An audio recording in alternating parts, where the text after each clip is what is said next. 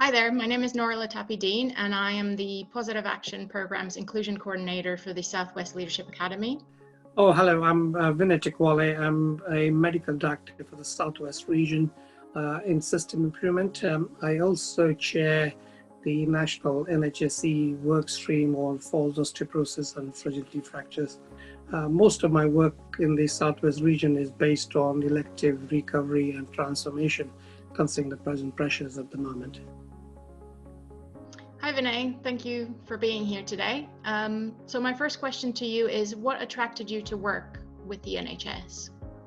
So, Nora, thank you very much. So I started working in the NHS in 1993. I came from a different country, different culture. And at that time, I came mainly to improve my technical skills, came for some specialized training. And as my personal journey developed, I became part of the NHS.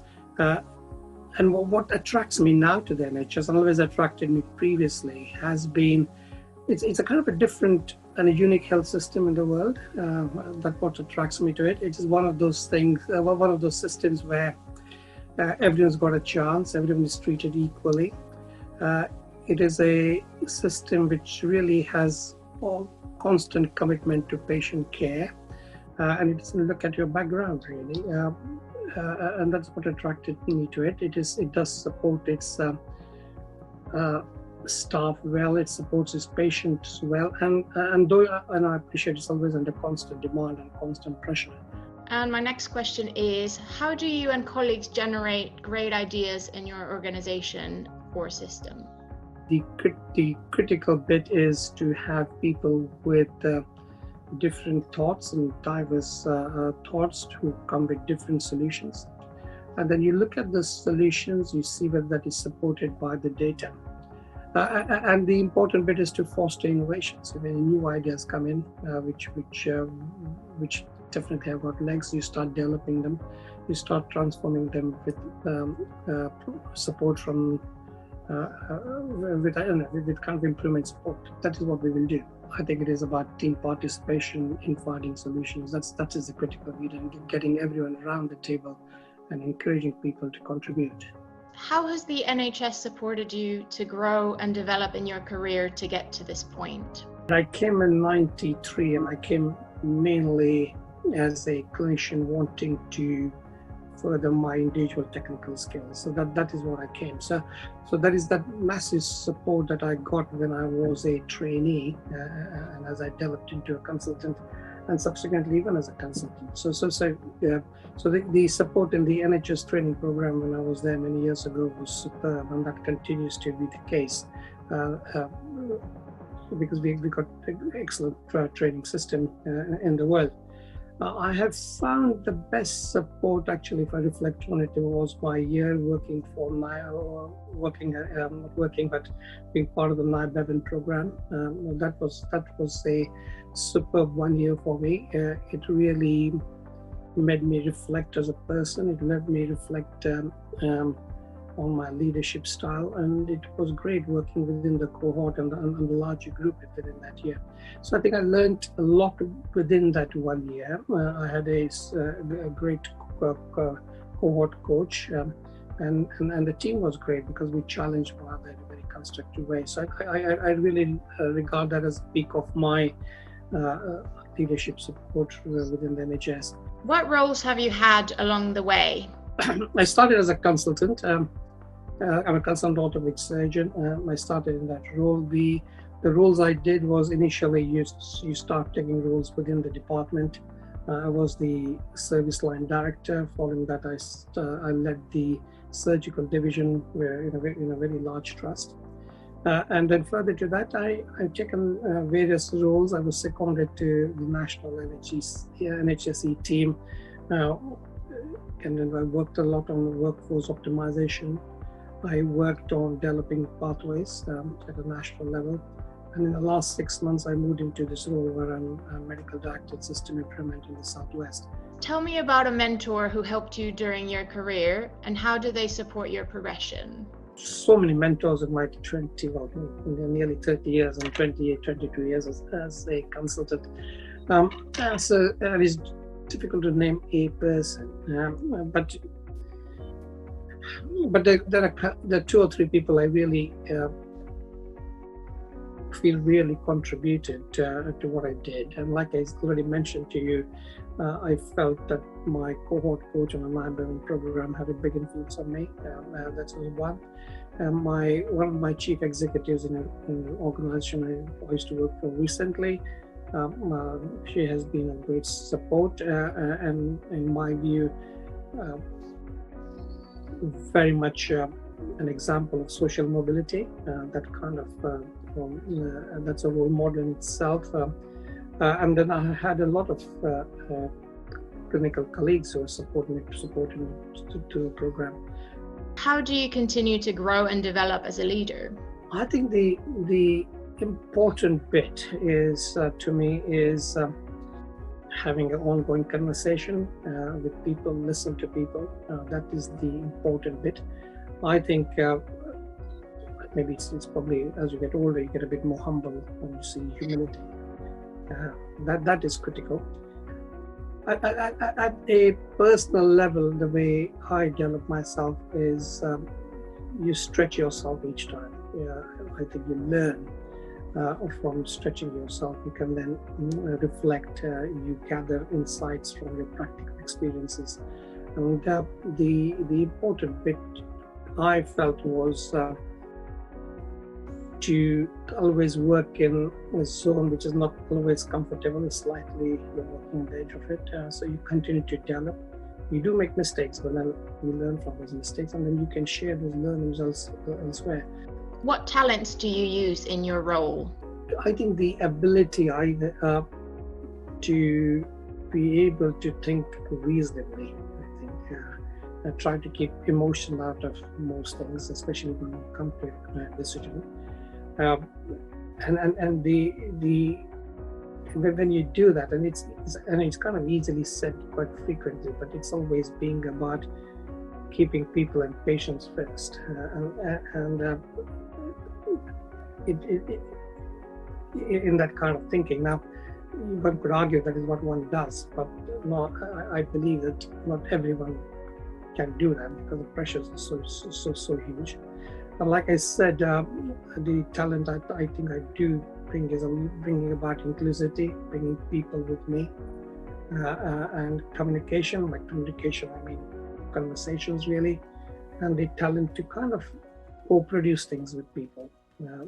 I do have a low-profile leadership style, which I think is very useful, and that is what I bring to the table.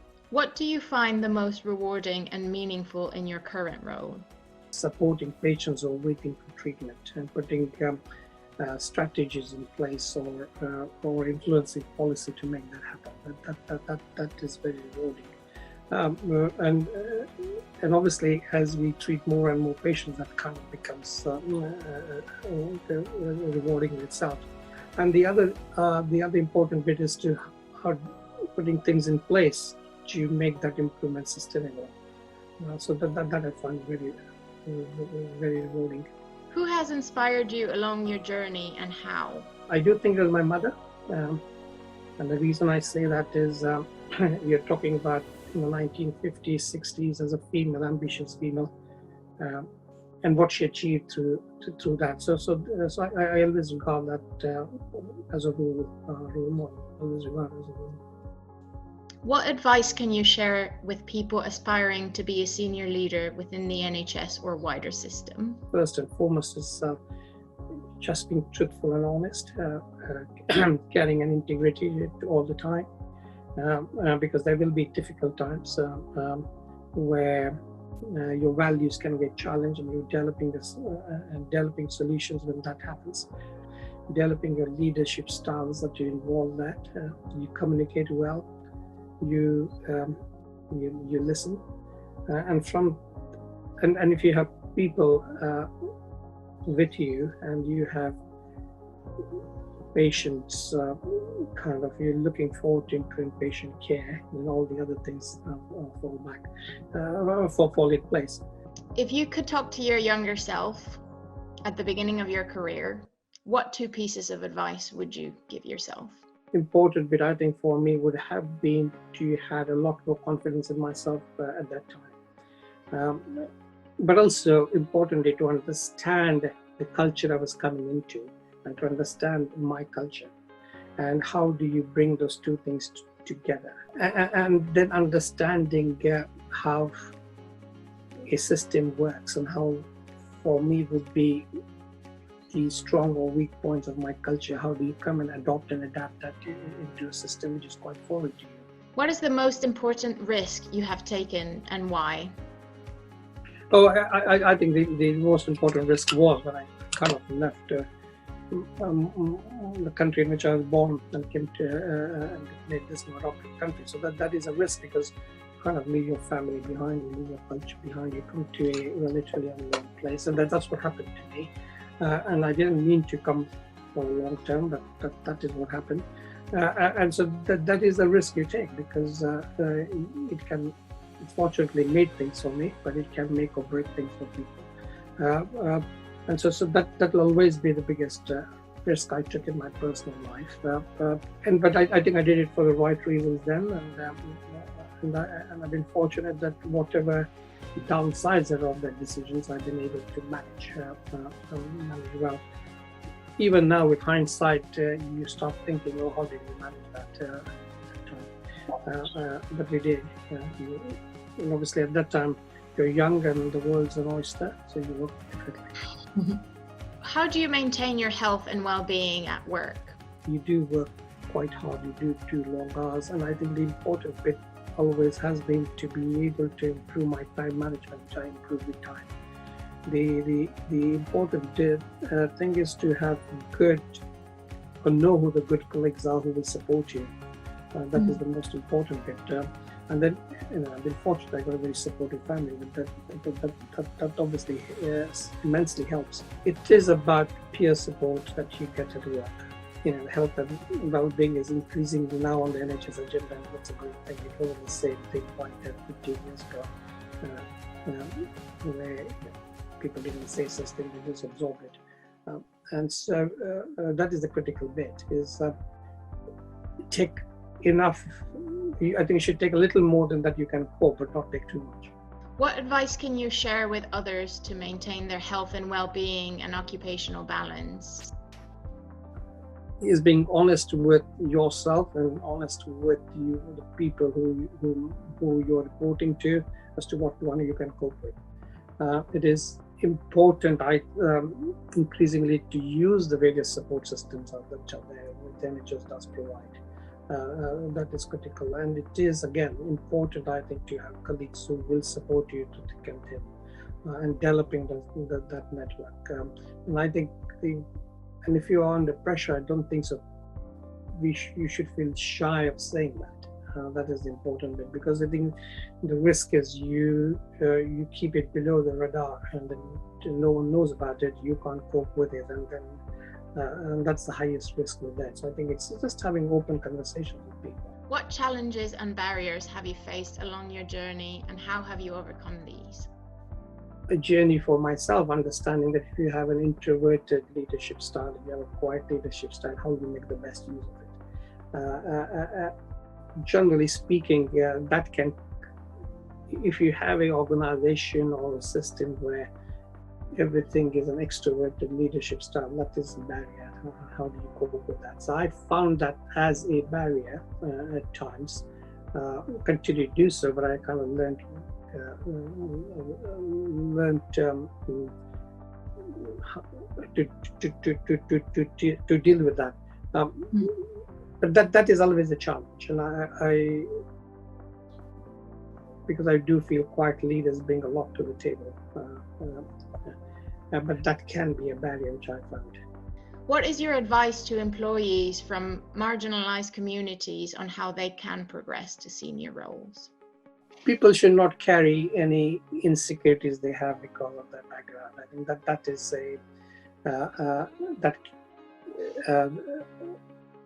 you've got to find a way not to carry those insecurities. Not a lot of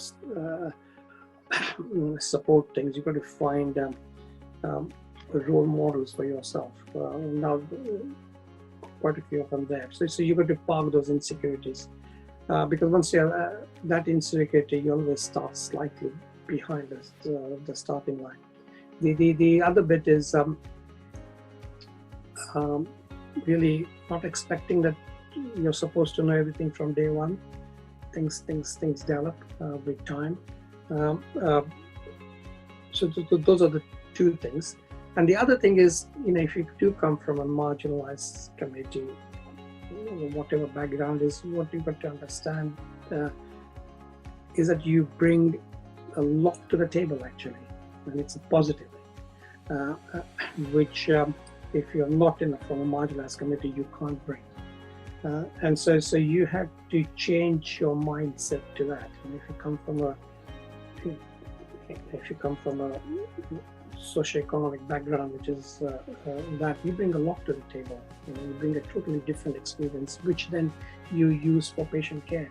So that is what my advice would be to that, is not to have any insecurities. I think we have a lot more in common than I imagined. Right.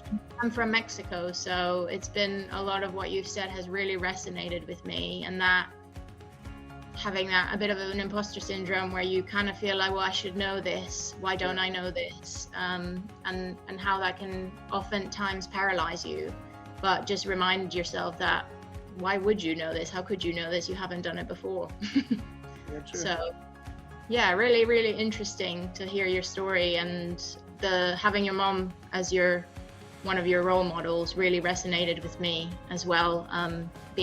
Being raised by a single mother as well, who was just really, really strong. So yeah, thank you. Thanks a lot. It's great. Thank you.